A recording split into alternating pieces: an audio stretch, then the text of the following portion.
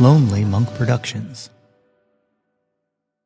I don't know if y'all have heard Vigilante Shit by Taylor Swift yet, but yo! That's my Jawn!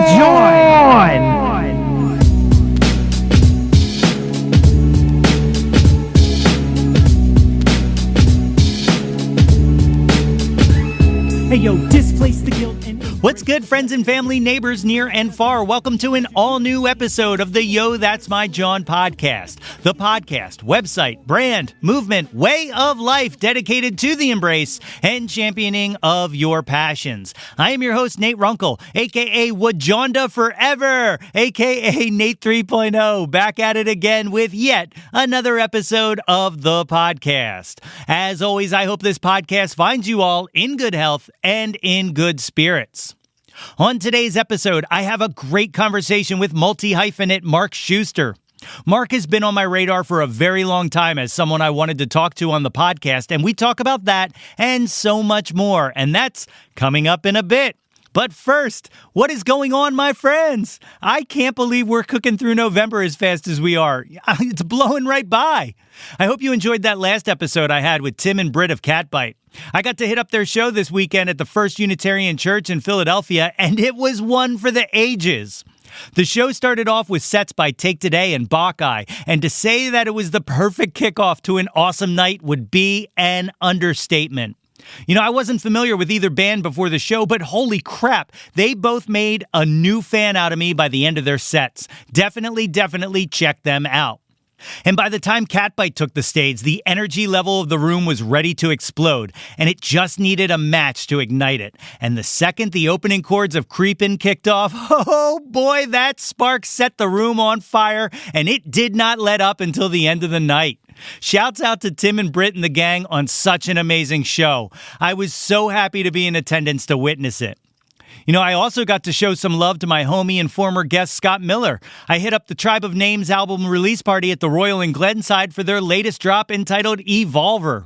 The show was epic, and it featured an opening set from Ray Weston of Ekelin. And man, what a killer night. I was so proud to watch the culmination of years of work finally be released out into the world. Guys, this album is incredible. If you get a chance, check it out. It's available now on their Bandcamp page at tribeofnames.bandcamp.com. And shout out to the Royal in Glenside. That was my first time there, and I will gladly return to see any and all shows there in the future. It's an absolutely amazing venue, and if you get the chance, you should absolutely take in a show there.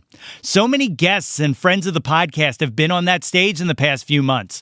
Jason Ager, David Jameson, Wallace, Keith Marlowe and the Miners, they've all been there recently. So support your local live music scene and get out there. But like we always do at this time, if you have not done so already, please be sure to jump on www.yothat'smyjawn.com and sign up for the mailing list. Best place to stay updated on all the goings-on with the Yo, That's My Jawn experience. And give us a follow on the socials at Yo, That's My Jawn. We're out here. Join us for the ride. Okay, we're going to take a short break to pay some bills. But when we return, my interview with Marc Schuster.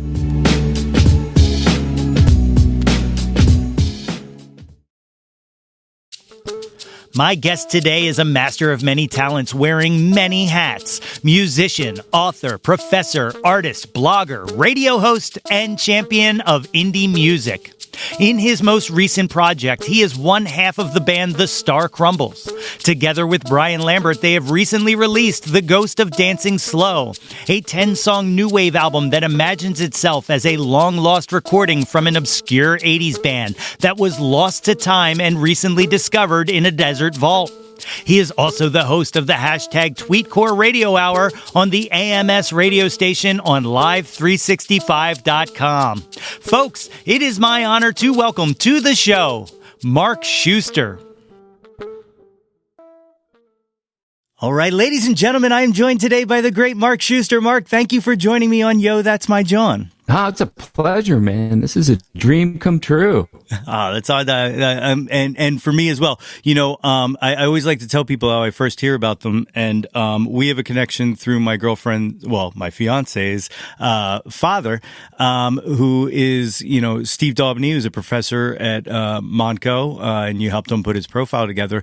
But he brought me to your attention, or brought you to my attention, as the author of the Tired of California, the Beach Boys Holland Revisited book. And ever since that, I was like, oh my God, I want to have this conversation with someone who, hyper focused, wrote something about a specific album, a specific time period and stuff like that. And then, fast forward and we started having this communication to have a conversation about your music and stuff. I never put the two together because I'm the goofiest person in the world.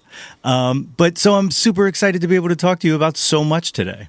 Yeah. And, it's really funny because I didn't know that Steve was a Beach Boys fan. And I'm a little fuzzy in my mind about wait, did he read the book before he knew I worked with him? But it was one of those things that you meet people. And that's the thing about, especially a band like the Beach Boys, you meet people who are just kind of, if you're into them, you're really into them. Yes. And, and that was the experience when I met Steve. And it was just like, if you know the Holland album, you're into the Beach Boys. That's right. The very first time that he and I met in person, we went to see Brian Wilson at the World Cafe for the Non-Com convention. And we got to be right up against the rail, right there as Brian was performing. And it was also oh, hi, I'm in love with your daughter. It was a very awesome moment.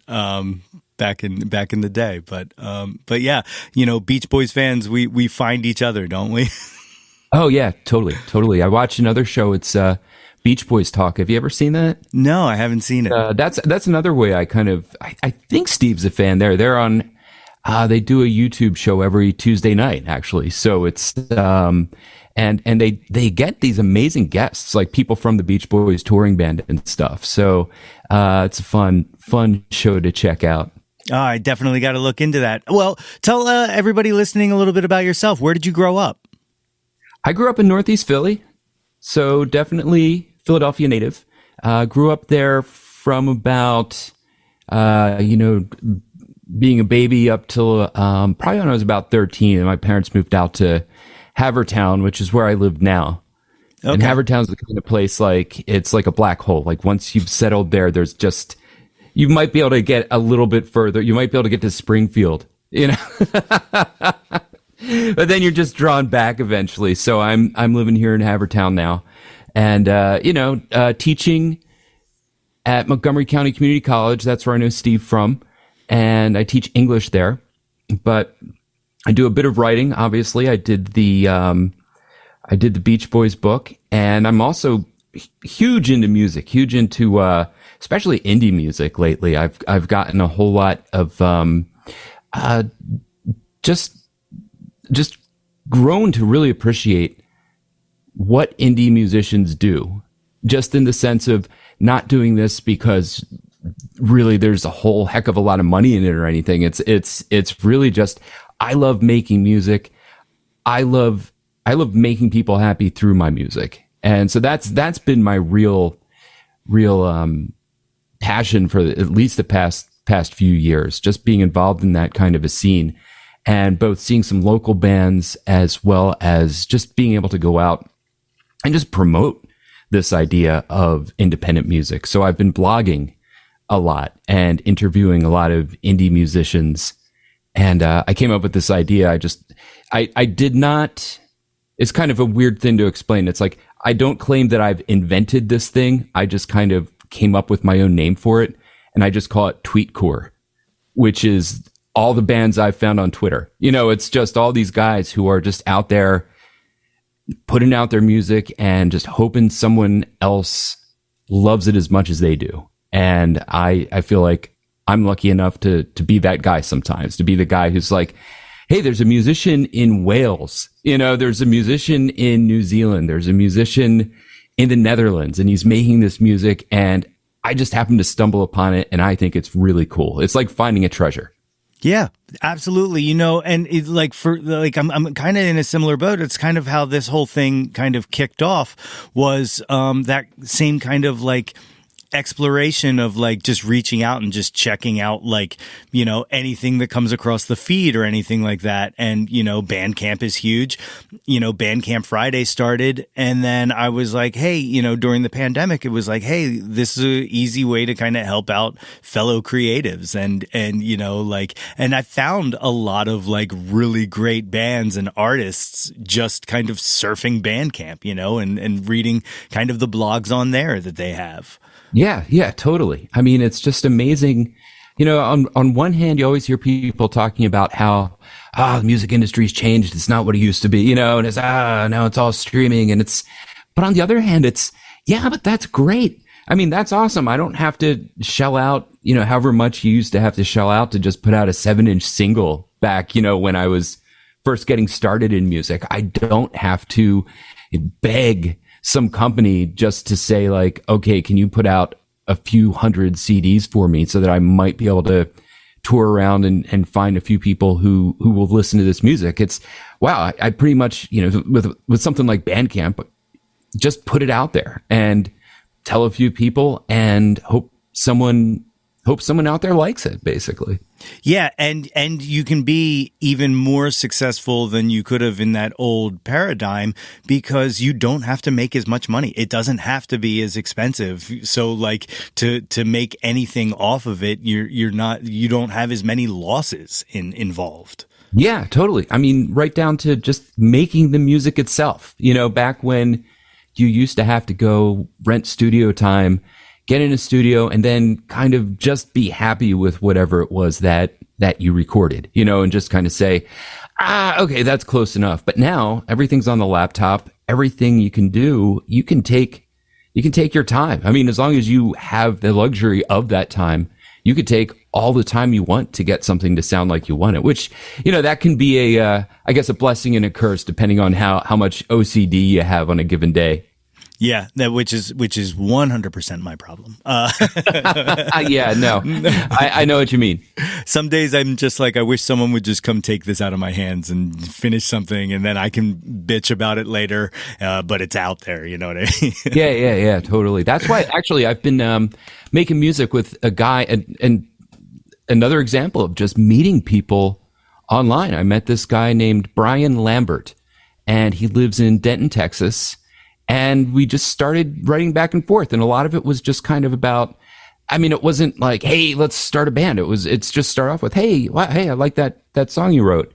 Oh, what kind of music are you into? And we just start talking about music. And eventually, you know, I just had this little piece of music I'd written, and I was like, you know, I wonder if Brian would like to write some lyrics for this, because I'm kind of stuck on it. I did exactly what you're describing, which is like, I'm going to take this off my plate, put it on his plate, you know, and then a couple days later he comes back, hey, here's the song. And, you know, boom. I mean, what he did with it to my ears was just so amazing. And so I was just like, hey, we have to do something. We gotta start a band, you know, even though you're in Texas, I'm here in Philly, and we're really not going to ever get to play out, but let's be a recording unit. I think that would be a lot of fun.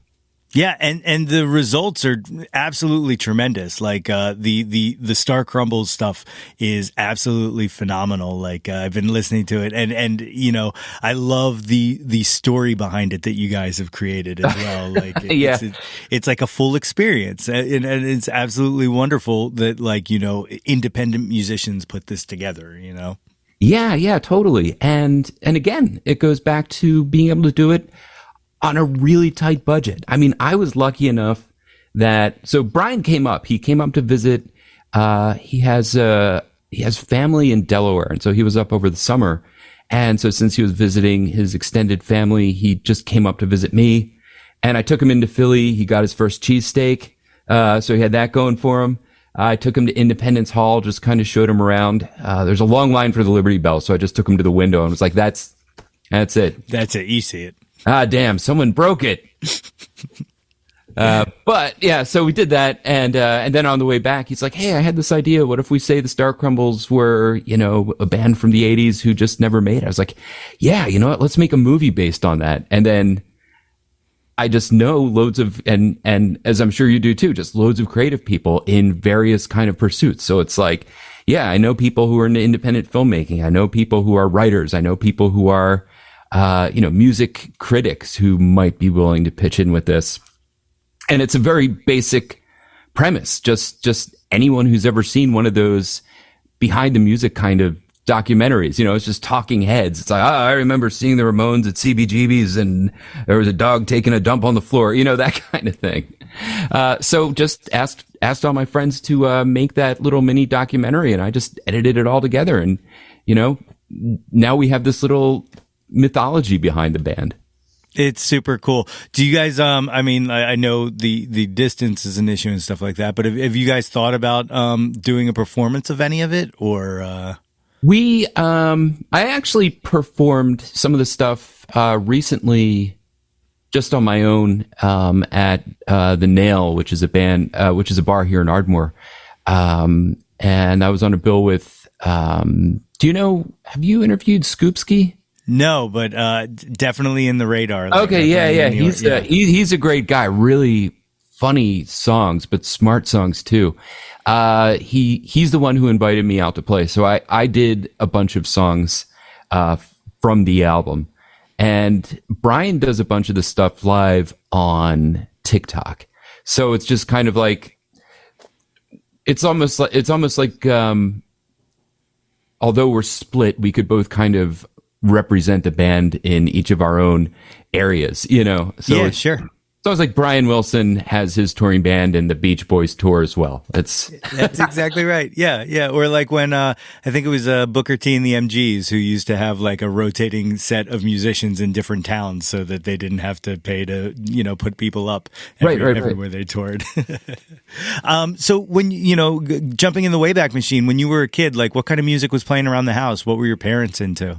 The huge thing that I remember most from childhood was the White Album, the Beatles. Yeah. That was the musical text of my childhood. That's what I really my mom got that from my dad, I think, when I was like 4 on cassette. And that may as well have been the only cassette we owned, because it was just basically disc 1 or tape 1 of the White Album.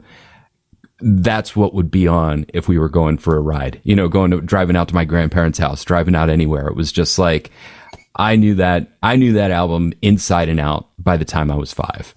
Yeah. Well, did you have a primary Beatle that you kind of gravitated more towards on that album, or? At the time, I assumed the Beatles was like 12 guys. Just my 4-year-old brain was like, listen to this. This can't just be 4 people doing stuff. This just has to be a whole bunch of like people all together, just, jamming and making this music. And then, as I grew up and started to realize, wait a second, it's 4 guys. That's even more amazing than I thought it was to begin with. Yeah, sure.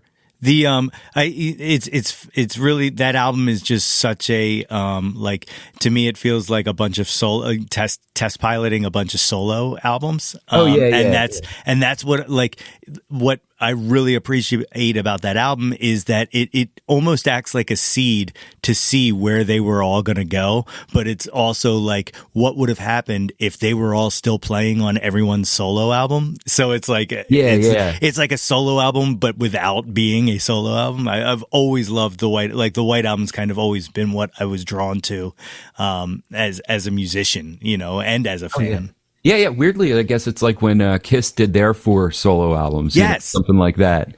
Yeah. And it's funny, too, because when that's just thinking back on my childhood and how my understanding of who the Beatles were evolved, when that's the first thing you hear, your sense of like who this band is probably a lot different than if, say, the first Beatles record you ever heard was, I don't know, Meet the Beatles or something like that. Right. It's just kind of like, oh, okay, well, this is who they are. Oh, they have this stuff too. Oh, but they also have like, oh, Let It Be, but they also have Sgt. Pepper. Wow, this is amazing. And it's all the same band. Yeah. You know, as a matter of fact, I don't know that as a kid I could reconcile that early Beatles and late Beatles were the same band. I think I just like, oh, this is something I like that's over here, but it's not the same thing as this that I like over here. So like, you know, and then it was to a point where I was like, well, I kind of, you know, push back on the early stuff because I'm like, it's more poppy and I'm an artist and da da da da da. Whereas now that I'm older, I'm like, the early stuff is to me where all of the glory, like everything that we love about the Beatles is in that time because they were just such a precise band and they sounded so good, you know? Oh, yeah, totally. Like when you see, I don't know, I mean, that's one of the other cool things about living when we do now. You could just find YouTube videos, you know, of people breaking down the songs or just, the Beatles even just performing, you know, and it's just kind of, you'd read about the Beatles. I mean, before it'd be like, oh, I have this, you know, I'd be like 13. And it's like, I got this book about the Beatles and you just kind of read about it. But now you can really, the way they release stuff now and the way they release all the outtakes, it's just like, wow, it's like you're in the studio with them and you're like, oh my God, this is Paul and Ringo, you know, just the full song straight through just bass and drums, you know, yeah. That's the first track they're laying down. And it's just, man, how do you keep, you know, because the way I make music, it's like, all right, I like that. I'll loop that, you know. Yeah, exactly. They weren't doing that at Abbey Road. Well, you know, and it's like they just released, I don't know if you've gotten a chance to hear the Revolver release that they just put out with all of the session takes and stuff like that. But I haven't gotten a chance to like really dig into it. But the one thing that I have heard is, have you heard the backing track to Rain at regular speed? So, you know, it's kind of, the recording is kind of slowed down. Well, they play it at regular speed on the box set, and it's phenomenal how screaming that band was like, I mean, like they're cooking, and all of those great fills are just like, you can just hear Ringo just destroying the drum set. And it's like, oh man, now I don't want to hear it the other way. I only want to listen to it this way. It's like finding that uncut gem, you know? Totally. Definitely. I have to check that out. It's so good. So when did you start like playing music? Have you been playing your whole life or? More or less. I mean, at a very rudimentary level, you know, in grade school, I went to a Catholic grade school. And they had this program where this nun would come in and she'd just be like, all right, this is what's going to be. You people are the bells, you're the wooden blocks, and, you know, you're whatever. And, you know, she'd point at everyone at their time and he'd just be like, ring the bell, do whatever. And then the following year it was song flute. So you'd learn little like Twinkle, Twinkle, Little Star and stuff. And then I was like, I want to play guitar. And my mom was like, no, you're playing piano. And learned to play piano, kind of. And it wasn't until high school that I really started getting into playing guitar. And even then, it was like, I think as a high school student, this may be true of 14-year-olds generally, it was like not understanding, oh no, the way you get to be that good is you practice all the time. And it hasn't been until, you know, another, I don't know, 35 years of me just playing for most of my life that I'm starting to feel like, oh, actually, yeah, I can hold my own, you know? Yeah, and that's kind of, it's the kind of realization I don't think you're capable of having when you're 14, you know? Definitely true. Yeah, I was guilty of why are we rehearsing? We should be playing shows. Like everything should just be like, let's go play. And then like we'd go play shows and sound terrible. And then no one would invite us back because, you know, yeah. We never rehearsed it.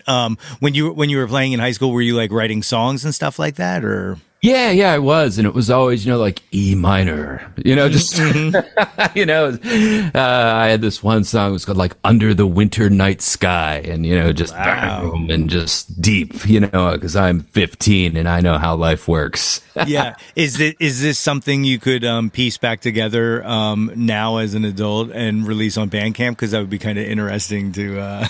That one. And part of the problem is I don't recall. A lot of times it's lyrics are the hard thing, but I mean, I don't imagine it's any big loss. That was probably just something like, you left me standing here under the winter night sky, and what could be lonelier than that, Yeah, sure. Yeah, I every once in a while will find like an old notebook from high school with lyrics scrawled in it or poetry and stuff like that, and I'm like, you were not doing that bad in life, sir. Like, yeah. Actually, it's funny in that Star Crumbles documentary. There's a part where one of my friends from college, her name's Eileen Donahue. Her name's Eileen O'Donnell. She sings. She plays ukulele and sings a song that she actually remembers me doing, like back when I was playing out in college. And no way. Yeah. It's conceivable because she's actually married to my roommate in college. He could have had one of the tapes that I made. So I mean, I'm not suggesting it was like this super memorable song. Sure. But at the same time, when they sent me those recordings, the video footage for the little documentary, I was blown away that anyone remembered that song at all, and she's playing it. I'm just like grinning ear to ear, like, oh, I even forgot I wrote that. But then as soon as she starts playing, I'm like, oh yeah, this is great. Awesome. Not this is a great song. This is a great feeling. Yeah, absolutely. I mean, like it resonated like that. That's like the main goal. That's all you ever want from creating anything, is that it resonates with someone. So yeah, that's got to feel absolutely incredible. Yeah, definitely. Where did you go to college? I went to St. Joe's University. Okay. And you were like playing out around that time and stuff like that? Or? Yeah, I would play mostly, I mean, if anything, if I'd compare it to anything, it was kind of Violent Femmes-ish, Okay. Like, I was into punk, but mainly could never get a band together. So it would be me and an acoustic guitar playing something approximating what I thought punk music was. Okay, that's cool. Did you record anything back then? Like, did you have any releases or? I mean, I wouldn't say I would just put stuff out on tapes, I would, and so I had a Tascam Porta 03 4-track cassette recorder, and it's amazing. I feel like I really learned how to put a song together with that, because I'd have a drum machine, but you'd have to count out, it was one of those really old, tiny little LCD display drum machines, and it'd be like, all right, I need 4 measures of the drums doing this, and then fill, and then 4 more measures, and it was just kind of like, you need to think out the song in a really precise way. And so like I would have that playing while I recorded, say, acoustic guitar or something like that, so that I could maximize the number of instruments that were on any given track. And so I would just put out, I'd record 3 or 4 songs, put it out as kind of an EP. One of the EPs was called, because Jurassic Park was big at the time, I called it Jurassic Mark. This was my my amazing marketing mind at work. I like it. I can already visualize the merchandise, I think. Yeah, right. The Tyrannosaurus Rex with my head on it. Exactly. You talk about kind of that home recording and stuff like that, as like a were you always kind of like a into the production aspect of music, or did that grow? Yeah, definitely. I think a huge part of it was being a Beach Boys fan. Mm-hmm. I mean, you listen to what Brian Wilson's doing on something like Pet Sounds, and he only had 4 tracks. And so that's the kind of thing you tell yourself, Brian Wilson did this on 4 tracks. Okay, maybe I don't have the Wrecking Crew at my disposal, but you know what? I'm going to try to figure things out. I'm going to try to do this to the best of my ability with what I have at my disposal. And and so I've always had this idea of really wanting to layer sounds, but also get them sounding as kind of polished on one hand, but also sounding live. It's that weird tension that you're always trying to balance. Sure.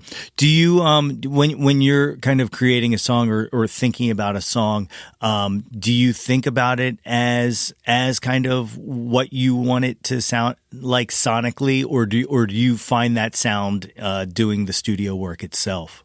Yeah, I do it the second one. I mean, I'm totally someone who just kind of play around with the riff a little bit. And I use the program I use is Reason, and I'll just loop something and then play on top of that, and I'll just keep playing around until I find a few. It's almost like finding colors for a painting. It's like, oh, I like this sound and this sound and this sound. All right, so what if I like blend them this way? And what if I have these chords going, and then I have this little riff going on top of that, and then I have this funky little bass going. Yeah, okay, that's starting to gel. Maybe this can turn into something.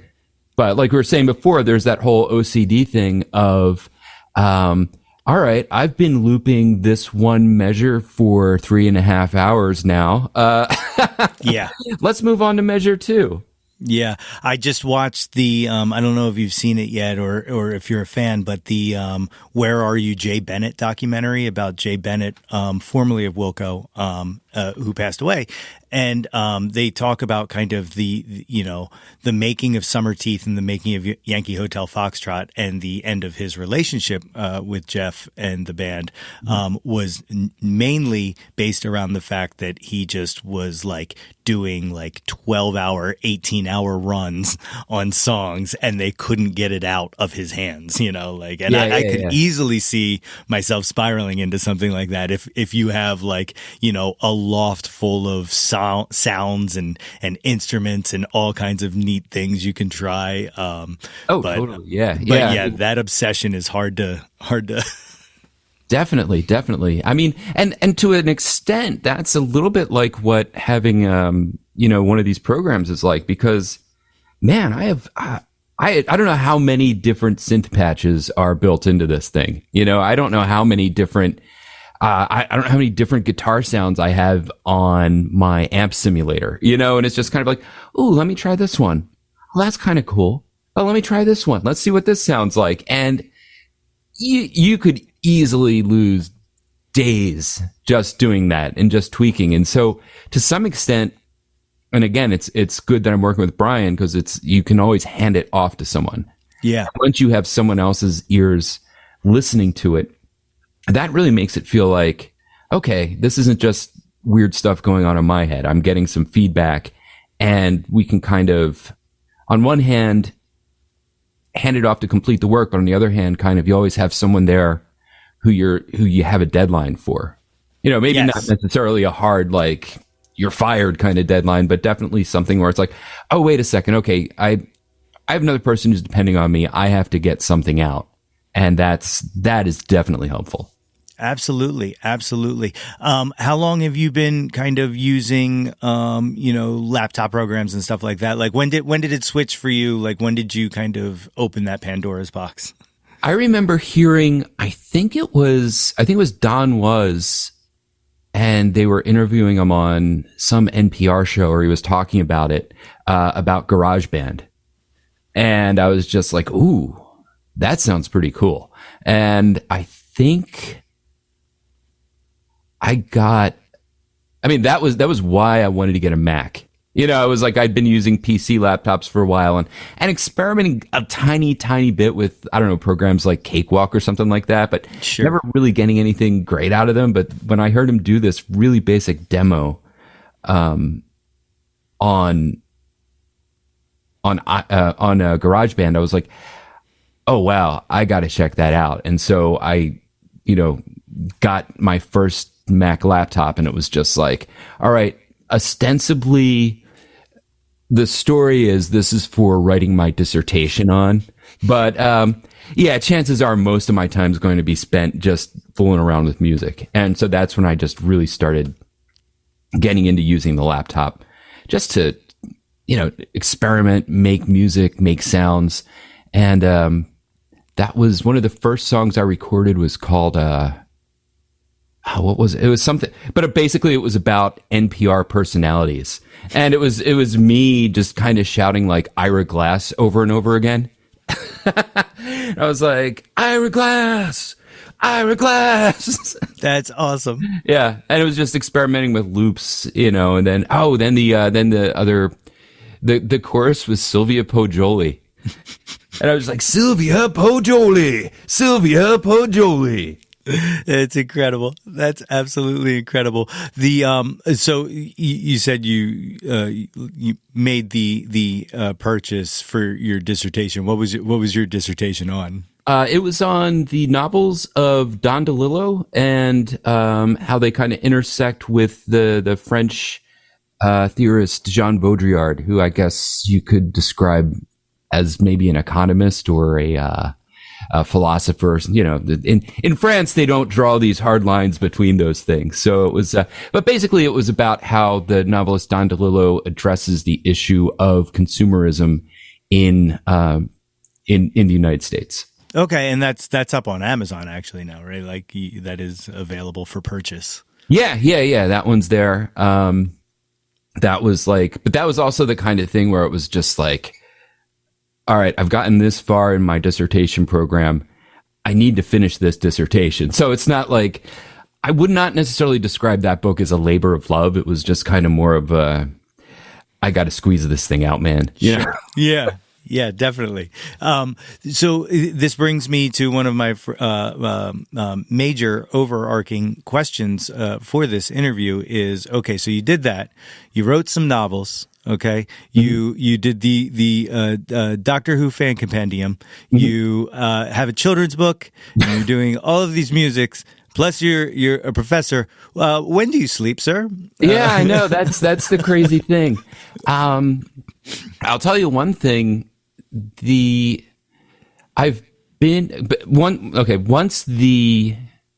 lockdowns started due to COVID, I had to start teaching completely online. And since then, I have not actually gone back to teaching in person because I've found that teaching online I teach writing. And so part of it is like, oh, wait, everything we're doing is in writing. And so I'm seeing how you're formulating your thoughts on the discussion board. And so what I can then do is say, oh, wait a second. All right. I can see how what you're saying now might translate to a problem later like when you go to write a paper.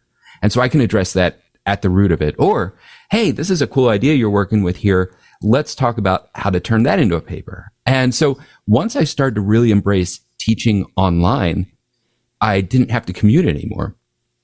And that saved me about an hour and a half every day. Wow. Because it's like 45 minutes there, 45 minutes back. And that adds up. I mean, it certainly adds up. And so that freed me up definitely to think like, okay, what would I do with that hour and a half that I've been given? And that's, I think, when I really started to do a lot more with being a little more focused on music, going from just kind of, oh, it's a thing I do when I get some time to, all right, every day I'm going to make a little bit of time to work on some music. And also, as far as the writing goes, I kind of got away from, I mean, you mentioned 2 novels and the Doctor Who book, and those were kind of like when I was imagining myself as a writer. Yeah. And I had this idea in my head, like, okay, I'm going to write, I'm going to focus on that. And a lot of my identity got wrapped up in that. But what I started to realize was, man, I hate writing. I mean, and it's funny because I'm still in touch and follow a lot of people on Twitter who I met when I was a writer. And there's always this kind of undercurrent of writers are just miserable people. Like they're miserable because they're writing, and it's, I'm working on a draft and I'm stuck and I hate it and blah. And for a while I thought, okay, yeah, I guess that's normal. I guess I should be miserable doing this thing because everyone else is. And after a while, I was just like, I don't think it's a good idea to be this miserable all the time. Yeah. Yeah, it is funny though, the kind of intersection between writers and musicians, because it is just kind of 2 different artistic forms of communication. But one is so incredibly dense and the other, like, you have the ability to use instruments to replace words and to replace emotion, trying to build things. So like I can easily see how, the writer mind is just like, hey, I'd rather focus over here on something that, like, do you feel you can communicate better through music than through writing? Sometimes. I mean, I think part of it is just, you turn up the amp and you hit a G chord and you just release all that, it just, it all, you can feel it all coming out of you. It's like whatever stress you have, whatever's going on. Whereas with writing, like, the stress only increases when you sit down to do it for me, and cause it's like, oh man, cause I mean, part of it is just really wanting to say, exactly how do you translate this thing I'm feeling into words? And that's really hard to do. And it's really hard to do it in a way that someone else will find interesting or they'll appreciate it or engaging, something like that. And so yeah, in that respect, I mean, even writing lyrics to some extent for me is like pulling teeth. With the Star Crumbles, Brian writes, I would say 99% of the lyrics. I might have had 2 lines in one song that I just kind of suggested to him, and everything else is all him. And my wife's like, "Oh, I like the songs that you write.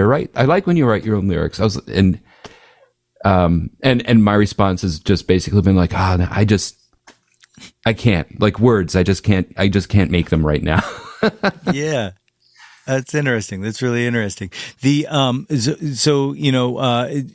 kind of not abandoned, but moved on from the writing. But before you did, were there any other kind of concepts or I guess unfinished pieces that you were working on, like any other album criticism or? No real books per se.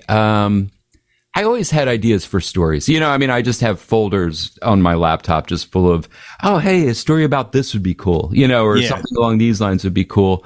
But then, then again, it was always the effort of like, what will I have more fun doing? Will I have more fun sitting down and trying to like crank this thing out? Or would I rather just make another song or play some more music? And it's always music. And part of the thinking though is like, if something is really keeping me up at night, just as like a project, something I want to do, then I'll be like, okay, I have to get this out of my system. And so I feel like with the Beach Boys book, that was a case of I'd done all of my really long major books already, but I loved this album. And it was the kind of thing where every time I'd read a book about the Beach Boys, basically it would stop around Smile and then pick up sometime in the late 70s. And there was only just like brief mentions of, oh, here's this period where they recorded these 3 albums. And that's why I was like, okay, there's a hole here. I want to know more about this. And so I'm going to do all this research. And once I started doing that, I was like, okay, I'm going to put it all together in a little book. And hopefully some other Beach Boys fans will like it. And so that was the kind of thing where it's, okay, once in a while, if something really grabs me, I'm going to write about it. And the same with Frankie Lumlet's janky drum kit. It was, I love drawing. I love painting. I love art. I love digital art. And I was just like, you know what? Maybe I'll try my hand at writing a children's book. That could be fun. And it was that element of that could be fun that made me do it, and it was just like, all right, let's do this. But then by the end, it was like, all right, I'm done writing children's books now. I think we can go back to music. Yeah. That's awesome. So speaking of music, you write not just the Star Crumble stuff that you're doing with Brian and whatnot, but your own original stuff. I agree with your wife is absolutely amazing, and I have to give you not just a shout out, but a virtual high five for making a Transor Z reference, which. I feel like is one of those properties that everybody forgets existed. And so whenever I find somebody else who knows and remembers, yes, virtual high five, my friend. Yeah. No, I love it. I mean, that was one of those shows, like get home from grade school and just like turn on the TV and it's just like, yeah, there it is. All right. I mean, how cool is it? It's like you're in a little hovercraft, then you're landing in a giant robot's head, and then like you're beating up monsters from outer space. That's like every kid's dream, right? It's so great. But so you do a lot of single work and EPs and stuff like that. Star Crumbles is like a full album or whatnot, but of your own original stuff, have you kind of thought of an album concept to work on? Or I did. I have released a lot of music over the past under various names, and eventually I just got tired of inventing new personas. So for a while I was releasing under the name Zapatero, which is Spanish for Schuster, or shoemaker, which German Schuster is shoemaker. And I did record a concept album called Thank You for Holding. And the premise of the concept album was that the Earth, everyone is dead. And so this is thousands of years in the future. But there's still one computer that somebody called that was supposed to be like a helpline. And this computer has been maintaining this kind of hold music for 1,000 years. And so you just hear all this very kind of, even the way I made it was, I could imagine someone alienating for listeners because I mixed it so that it would sound like you're listening on the phone. Oh, okay. And so it's kind of teeny sounding.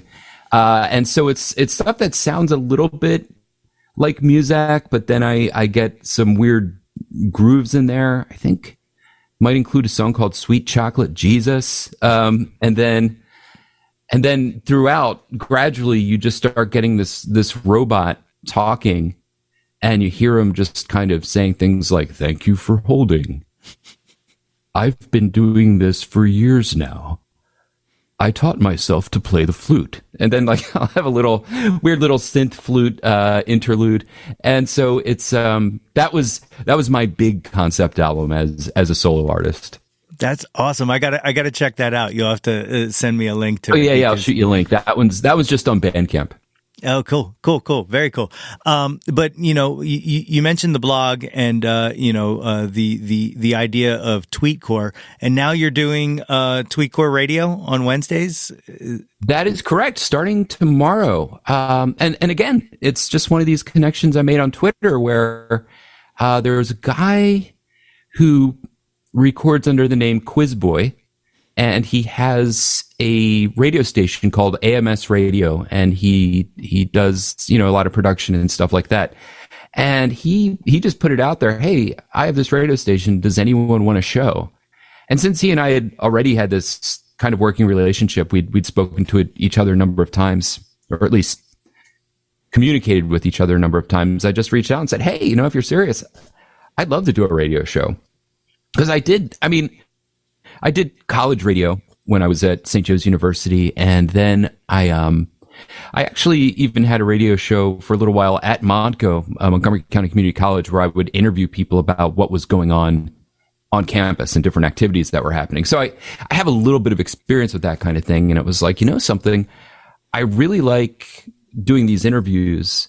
Maybe somewhere down the line I could start doing a show where I play a bit of music, interview some people, play a little more music, and just kind of take the efforts I've already taken to help promote independent music and just take it another step further. Just give people one more outlet where where people can find out about their music. That's incredible. I mean, that's essentially the same thing that how this podcast came about was, the same thing was just trying to like find another way to be like, hey, listen to this thing or listen to this person that I think is really cool, and that kind of like creating that kind of exposure has kind of brought, almost revitalized my love for music in a whole different way, because it's a whole another part of the conversation that I always found challenging thing was how to get your music out there. So now, like, at any chance or any opportunity where anybody is broadcasting or kind of sharing that information, like, is so valuable to me. And I feel like, and again, this is just me personally, that the pandemic kind of helped do this by, I feel like it strengthened the music community, because we were all like, oh crap, we're all in this together and none of us are going to be able to survive if we can't, if we don't find a way to, and the better one of us does, the better all of us can do, Absolutely. And it's just this sense of community that I think is what energizes me as far as it goes to, and I always love the idea of a scene. Like when I was in college, everyone would talk about the Seattle scene. It's huge. And obviously Nirvana's coming out, Pearl Jam's coming out, all these grunge bands are coming out. And I always thought, like, man, yeah. And obviously there is a Philadelphia scene.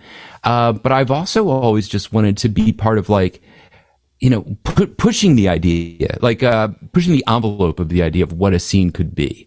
And that's what I feel like is going on now. It's, again, because of the internet, because of social media, you could have a scene that consists of people from all over the world who just like a certain kind of music, or just who like music, period, which is the kind of cool thing about the way music is today. I feel like some of the categories of music, genres are dissolving a little bit. I've even noticed that some places, rather than asking you what genre, what mood is this? Is it kind of, because, you could be like, there's a lot of energy to it. Okay, that could be punk. That could be country. Who knows? It could be rap. If there's a lot of energy to it, I want to go jogging. So I want to have something that's going to get me pumped up, and it doesn't all have to be heavy riffs. It could be anything. Definitely. And I do think that, like, the kind of social media streaming platforms, so like your Spotify and stuff like that, and playlists have kind of helped that as well, because, like, one of the things I love talking to people about is, like, how I feel like a lot of genres, and people, like, kind of sticking within their genre was just due to the fact that, we were limited on the amount of music we could buy. So, like, if we knew, like, all right, I like punk rock, so I'll just exclusively buy punk rock albums, because I know even if I don't like it, it's at least punk rock, you know what I mean? Or something like that. Whereas now, the playlist nation and the availability of everything at your fingertips, you don't have to be limited to that. You can try everything you want and not like it, or add it to the playlist, or add it to the queue, or Totally. And I even think about when I was in high school, and we'd make mixtapes for each other, and now with playlists, it's just like, oh, hey, there's someone I know, I think they'd like this music and this and this and this. I can just put that together in 5 minutes and just send a link. Hey, here's some music I think you'd like. Yeah. And that is, that's totally revolutionizing the way people share music that they're into. Definitely. Do you want to try some of these Jauntlet questions? These are my standard questionnaire that I ask every guest. It starts with the one-hit wonders. First one, Billy Joel or Elton John? Who do you prefer? Elton John. I'm going to go with Elton John on this one. Yeah. I'm going to, in my head, start to guess some of these because I start to do it, because I tried to start to formulate. But that one, I kind of thought that one. It's the glasses. That's number 2, Debbie Harry or Joan Jett? Joan Jett. Okay, I'm 2 for 2. And I'm going to tell you why. I met Joan Jett. No kidding. I was an intern at WMMR in the 90s, and she came and she was a guest, and she was the nicest person to everyone. And her agent or her manager, I forget his name, I think it's Tommy something. He was so nice. I mean, so she goes in to do the interview, and so he's in the hallway, and I'm just like, just hanging around because I'm an intern, and he's just like, oh, hey, what do you do? I'm an intern. Oh, that's great. And he just starts talking to me about he had been in, he was in Tommy James and the Shondells, so his name probably wasn't, but he, and he was telling me about like how they did Crimson and Clover, and then that's how she ended up doing it. And it was just like this whole wild, I mean, it was just like, when I think of celebrities, I often think like, they're off in their world, but they were just so kind that it was just like, yeah, I like these people. That's beautiful. You used to intern at MMR. Did you hear this latest thing about Jackson? No.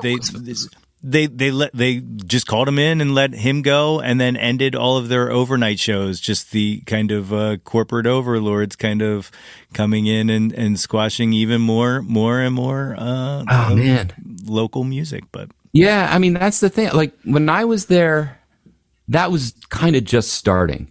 Okay. You know, that was when they were still on. They weren't on Rittenhouse Square at the time. They were on Independence Mall. Okay. They were in the Force Building, which after they left, got torn down basically. And so, but they were definitely starting to feel that kind of the corporate crunch, of turning it into like, okay, this isn't going to be the same station anymore. Yeah, it's a bummer. It really depresses me. Next one hit wonder, Aretha Franklin or Tina Turner? Tina Turner on this one. Yeah. And my thinking on this one is I saw back, I mean, I didn't see it live. When The Who came back and did like the 20th anniversary of Tommy, there was a radio version that they did live where it was, I think Tina Turner was on the one they did on the radio. And her version of Acid Queen blew me away live. It was just like, yeah, like she totally nailed it. And then they did it on TV, and Aretha Franklin was the Acid Queen. And she was great. Like, I mean, don't get me wrong, but like Tina Turner just blew me through the wall with her performance. And so that's why I have to go with Tina on this one. Excellent. Well thought out. I definitely love that answer. Next one, Nirvana or Pearl Jam? Nirvana. I am a Nirvana man. Yeah. I also kind of sense that one too. I don't know what. Wait a second. Hold on. Oh yeah. Wait a second. They can't see this on the podcast, but I have my. But you're wearing a Nirvana shirt. My Nirvana shirt's on under all my layers of fall clothing. It's awesome. That is awesome. Well planned. Next one, Janis Joplin or Stevie Nicks? Ooh, that is one that makes me think. I am going to go with Stevie Nicks on this one. I mean, because honestly, if I'm gonna listen to, like, if someone says, okay, you could listen to Pearl or you could listen to Rumors, I'm going to pick Rumors. And it probably has a lot to do with that whole sense of being into music production, Yeah. I mean, that's just kind of that era, one of the most perfectly produced albums I can imagine. It's okay. Now, that was a challenge for you, but I guessed it in my head, and I'm only going to explain one reason why, and that's what did you title it? Meatwood Flack? Yes. Yeah. Wait, what did I call it? I called it, I guess it was Meatwood. Something like something like that. Yeah. Yeah. Okay. Oh, that's great. Macwood Fleet. Macwood Fleet. That's it. Yes. Sorry. Yeah. Oh, that's so funny. Good detective work there. That's right. Deep dive. That's my thing. That's my Jawn is deep diving. Right. Next one is the big one, Beatles or the Stones, but I'm pretty sure I know the answer to that. Yeah, I'm going to go with Beatles on this one. Yeah. So I'm going to revise for you though. Beatles or the Beach Boys? You know what? I'm still going with the Beatles. Yeah. Because I think just in terms of having just one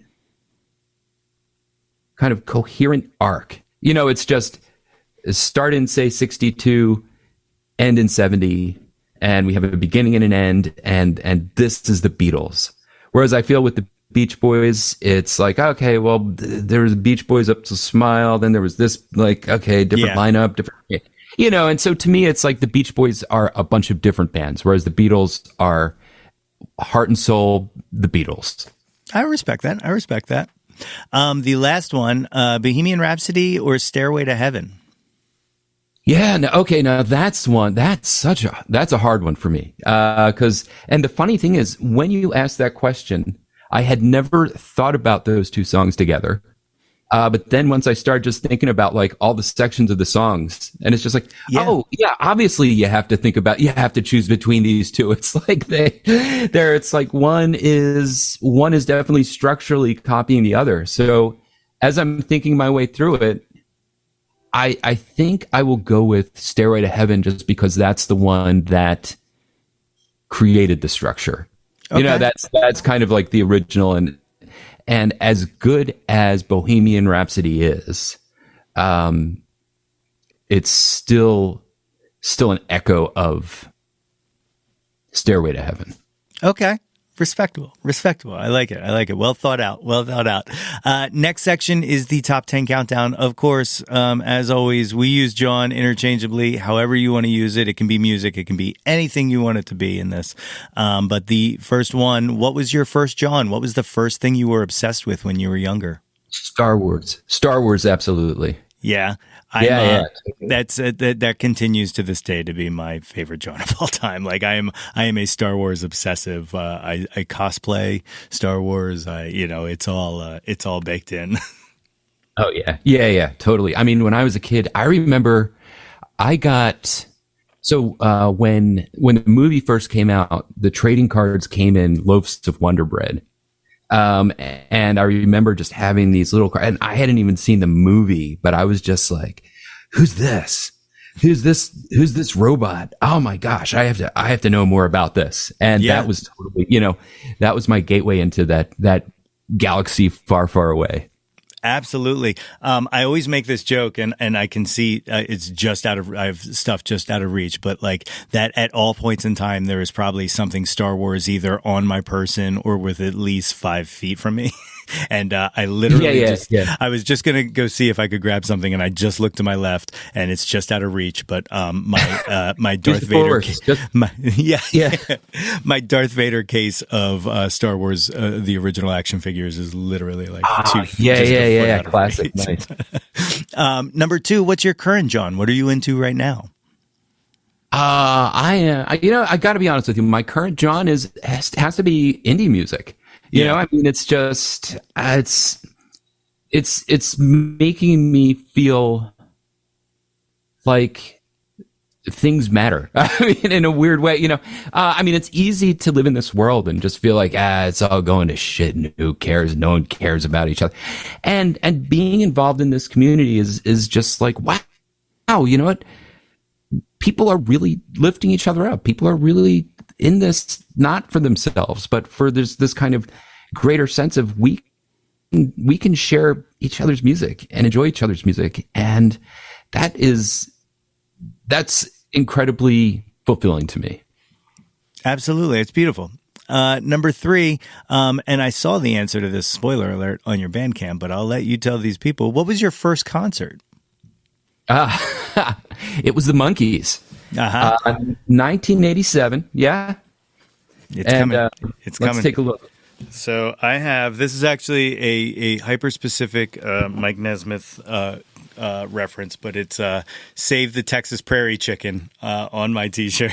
And it was not planned. I just happened to be wearing it, but so I saw them in 87. Mike obviously wasn't there. That was when they were the 3 of them touring. And I love the Monkees, man. I mean, I was like, I guess it was probably around 85 when they started really pushing, a Monkees revival. Mm-hmm.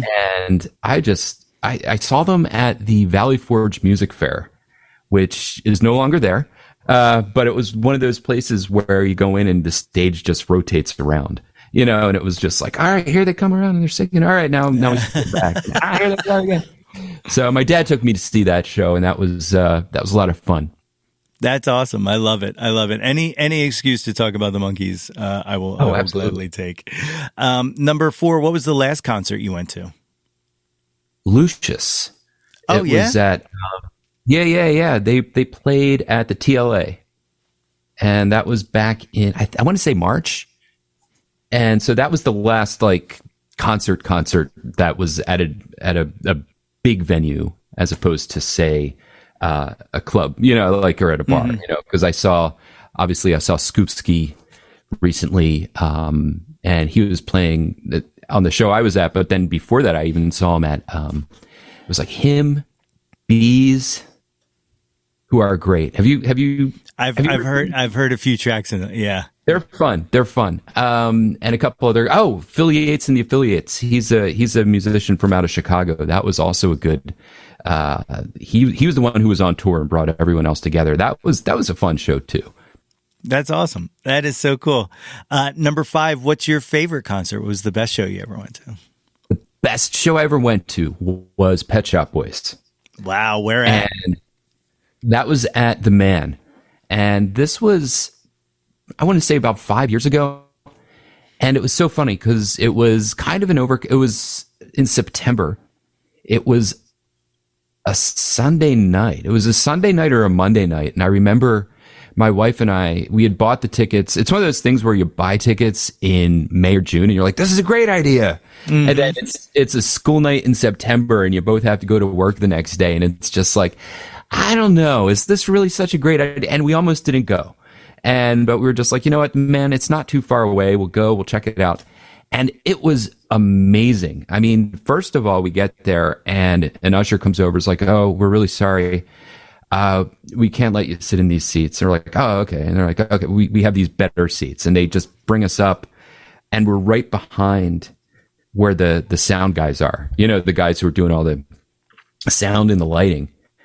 And we're like, okay, this is cool. But then you see that whole crew put on like orange jumpsuits and like lab coats, and they all shake hands as if like we're about to shoot a rocket to the moon. Oh, awesome. And it was like, and my wife and I look at each other, it's like, this is going to be good. And it was amazing. I mean, it's like they're singing all the hits and lasers everywhere, projections. They have this dance troupe. Someone comes out on the stage in head to toe in gold tinsel, basically, like a Christmas tree on a pogo stick, like for the whole song, just like bouncing back and forth on the stage while they're doing this. I don't even remember what song it was. I just remember like, how is that person doing that? How does someone have enough energy to keep doing it?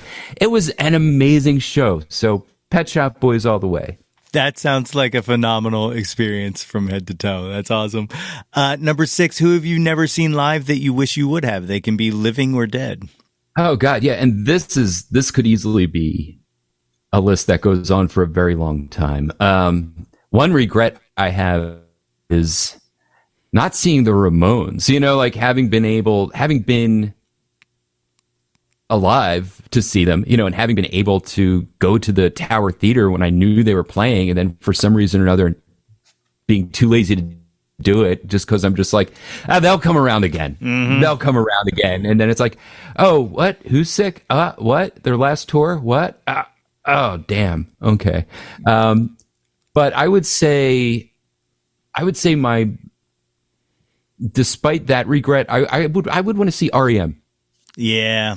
Yeah, I'm like I'm really sad that I never got to see them like right before Losing My Religion blew up, like right when they were still playing like kind of smaller venues, but before they were like capital R, capital E, capital M, like yeah.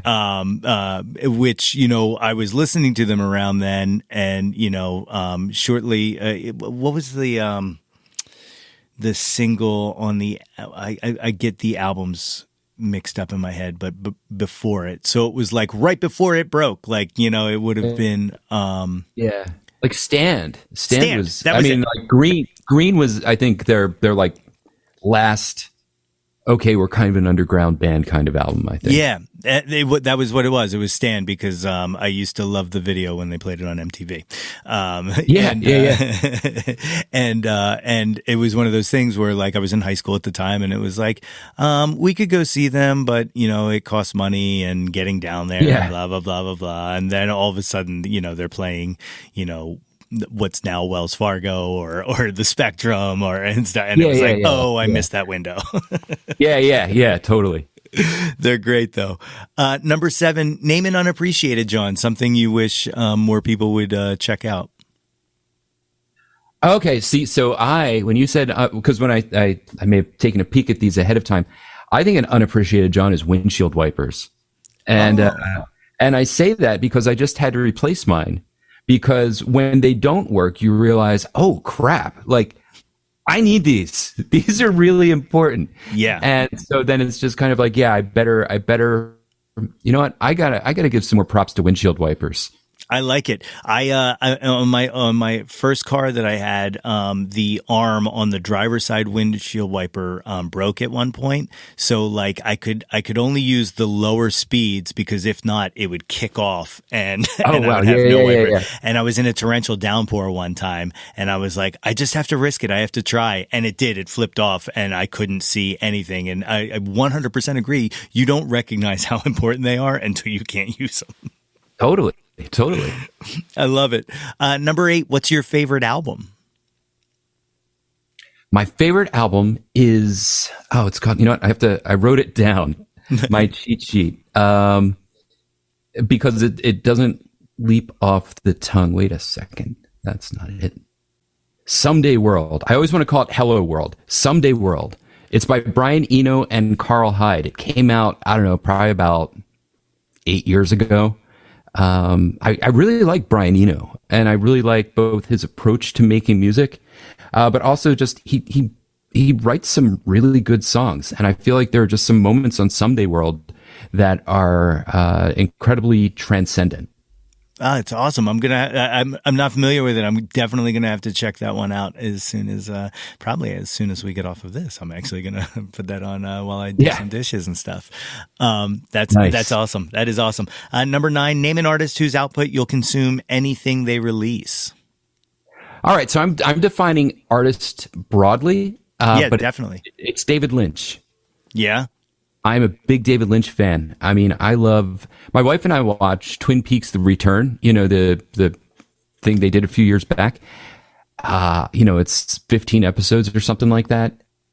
We watch that every summer, just because we just think it's so aesthetically just kind of mind blowing, and I love David Lynch's whole approach to everything. It's just kind of like, all right, I'm going to do weird things now, and I'm going to put an elephant on top of a donkey, and we're going to see what happens. It's awesome.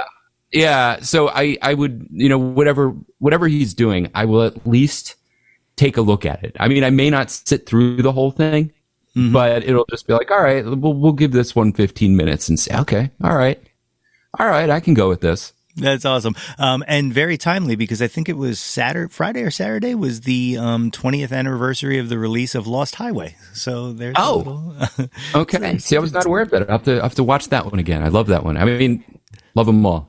Yeah, he actually lived in Philadelphia for a while too. And I was thinking about trying to reach out to a publicist or something and seeing if I could borrow him and talk to him on this podcast, because I would love to pick that gentleman's brain. That would be pretty wild, and not to make you jealous, but right before they announced that they were going to do that Twin Peaks return, he was at the Bryn Mawr Film Institute, really? Giving a little talk, and I went to that, and so they allowed people in the audience to just ask questions. But the way it worked, it was weird. You had to send your question ahead of time, and then the person who was hosting actually asked him the question, but they asked you to stand up so he could look at you while he was giving you the answer to the question that you wrote on a little piece of paper. And so it was, I asked him a question about how does how does he balance art and money? You know, how does he balance like the idea of being an artist, but also like basically how do you get people to fund these crazy movies that you make? Yeah. And the answer was basically that it's very difficult to do, you know, and he also very freely admitted that he is extremely lucky. That luck played a huge part in it because he wasn't, I don't know, I feel often people are just like, I earned it and I did this. And, you know, and it's just kind of like, no, I am an incredibly lucky guy. Yeah. You know, one of the things I've been thinking about a lot, and specifically because of things like Disney Plus and Hulu and Netflix and all, is the fact that to be able to make really creative stuff anymore, you have to try to find a way to fit it into existing IP. And I would love, it would be an enormous flex on everyone's part, but I would love, and this is specifically because I prefer his version of Dune, that Disney would let him just give him like one super small background character from a Star Wars thing and say, give us one film or one series based on this character and you can do whatever you want with it. Because I just think if he played in that world, it could be something phenomenal.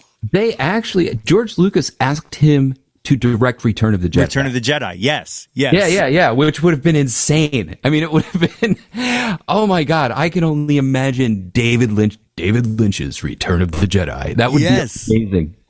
And the other director I want them to do that with, and this is the most enormous mistake that Disney would ever make or could ever make, especially if they're saying you can have free reign, is David Cronenberg. I would love to see a David Cronenberg Star Wars film. Oh, absolutely. But I'm warped like that. So it would be like Videodrome, but it's like the things in R2D2. It would be. Princess Leia sticks the little disc in him or whatever it is, and then it's just like R2 just goes insane and just starts having insane visions of just the world melting around him. I would love it so much. The 10th and final of the top 10 countdown. What is your favorite Jawn of all time? Again, can be anything you want it to be. I'm going to be ultra sentimental with this, and I'm going to say my wife, Carrie. Oh, no, that's a perfect answer. I love that. And should be your answer. That's right, especially since she's standing right there with a rolling pin. It's awesome. It's so awesome. So you got the Tweetcore Radio Hour. You've got the Star Crumbles album, The Ghost of Dancing Slow, out right now. What else are you working? Anything else you're working on currently, or? Yeah, Brian and I are actually working on a second Star Crumbles album. We are, just sending files back and forth at this point. We have about 6 pieces of music written, and so then it's just a matter of, I don't know, probably writing about 4 or 5 more to round out the album, and then, then it's just a lot of polishing. It's like, how do we get this song to sound as good as it can? And that's really one of like Brian's real talents. Like I am decent at mixing and okay at kind of mastering, or at least getting the levels about right. Like Brian will work at it until everything just sounds, just you can hear every little thing on there crystal clear. And I think that's great. That's another one of the great pleasures of working with him. So that's the main thing we're working on. And then this the whole radio thing happened so quickly because it was Sunday. I mean, it was literally like, what's today? Tuesday. Sunday afternoon. I just said to him, "Hey, how about we do this thing?" And he was like, "Okay." And then I put a show together and sent it to him and was like, "Oh, when do you think it'll air?" He's like, Wednesday, and wow. Okay. So, and then in my head, I'm like, oh, wow. Okay. Now I have to make episode 2 and like, keep going, and it's, I imagine what doing your podcast is like. It's just like, oh, wow. Yeah. Okay. This is the thing I'm doing now. I got to buckle down and get the thing done. Yeah. In a very good way. Yeah. They're good problems to have, that's one of the things. Like, this started out as me just talking to my friends, and then all of a sudden, like, I have national touring artists on here, and I'm talking with press agents who are like, hey, would you like to interview so and so? Like, I have a pretty big interview coming up that as soon as this stops, I'll tell you who it's with. That if it goes through, I don't even know why they would want to talk to me, period, let alone alone have that opportunity. But that is awesome. But yeah, like, it happens really fast, and it's just the word of mouth, and it's getting out there and being good at what you do. And you are very good at what you do. So I am very excited to see what you have, not just in store for the radio show and the Star Crumbles and whatnot, but just anything that you kind of put your hands in, because you are such an enormously creative person. And I love just your output. Like, I haven't heard anything bad come from you. So, well, thank you. You still haven't heard. Thank you for holding. There's a reason I don't talk about that a whole hell of a lot, but thank you. I really appreciate it. Thank you so much for doing this. So, if anybody would like to find you on the social media or find your music, what's the easiest way to track all your projects down?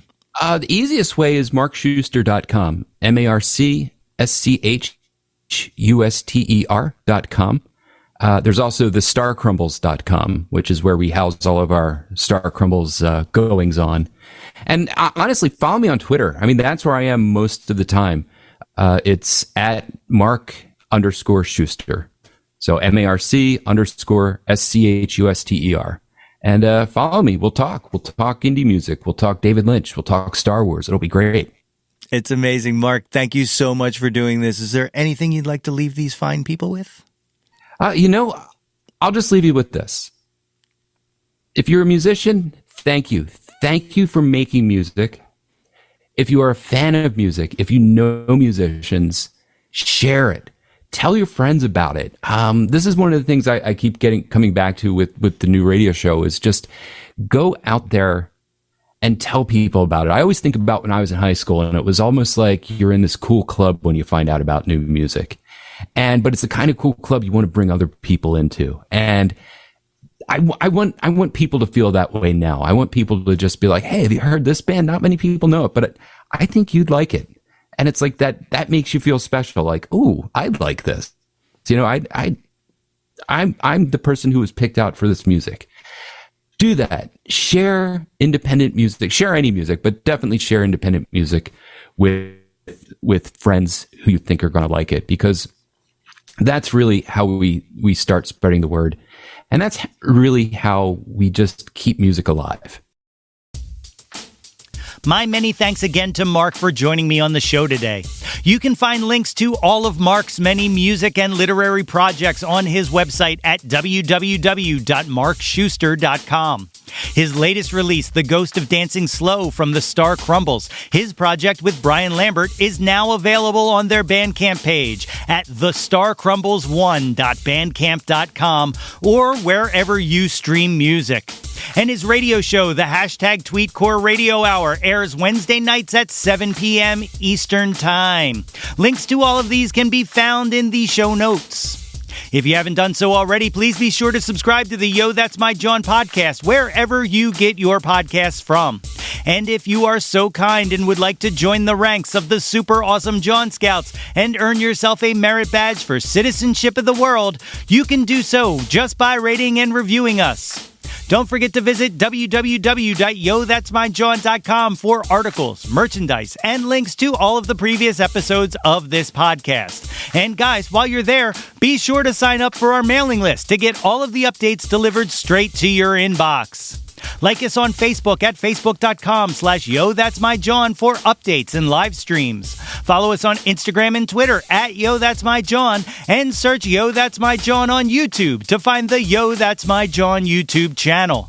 Like and subscribe the heck out of that ish. We want to hear from you. Reach out, and touch some Jawn. Thanks as always for listening. You and me, pals, we go together like peanut butter and jelly, words and music. Blue skies. Until next time, everybody.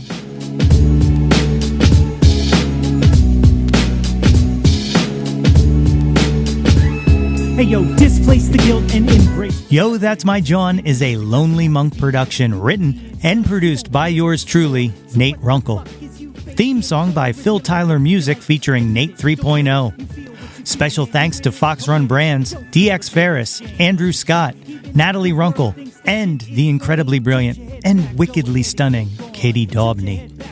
If you or anyone you know has any ideas they would like to share or any guests they would like to hear on the podcast, please feel free to reach out to us at yothat'smyjawn@gmail.com. Or you can leave an audio message for us and possibly hear yourself on a future episode by visiting anchor.fm/ytmj/message.